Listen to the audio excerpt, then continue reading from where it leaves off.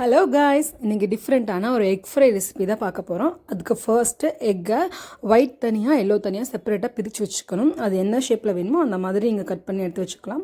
அப்புறம் ஒரு பேனில் ஆயில் ஊற்றிக்கோங்க. தேவையான அளவு சோம்பும் கருவேப்பிலையும் ஆட் பண்ணி கொஞ்சம் ஃப்ரை பண்ணிக்கோங்க. அது ரெண்டு கொஞ்சம் ஃப்ரை ஆனதுக்கப்புறமா நம்ம ஆல்ரெடி அரைச்சி வச்சுருக்க இஞ்சி பூண்டு பேஸ்ட்டு ஒரு ஸ்பூன் ஆட் பண்ணி கொஞ்சம் நல்லா மிக்ஸ் பண்ணிக்கலாம்.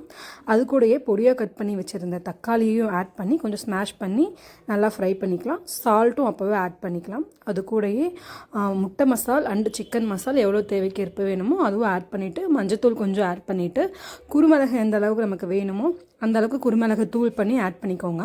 நமக்கு எந்த அளவுக்கு கிரேவி வேணுமோ அதுக்கேற்ற மாதிரி தண்ணியும் ஊற்றிட்டு கொஞ்சம் பச்சை வாசம் போகிற அளவுக்கு நல்லா ஃப்ரை பண்ணிக்கலாம். அது கூடவே நம்ம கட் பண்ணி வச்ச எக்கும் ஆட் பண்ணிவிட்டு நல்லா ஃப்ரை பண்ணிக்கலாம். அது எந்த அளவுக்கு நமக்கு சுக்கா மாதிரி வேணுமோ இல்லை கிரேவி மாதிரி வேணுமோ அது நம்ம விருப்பம்தான்.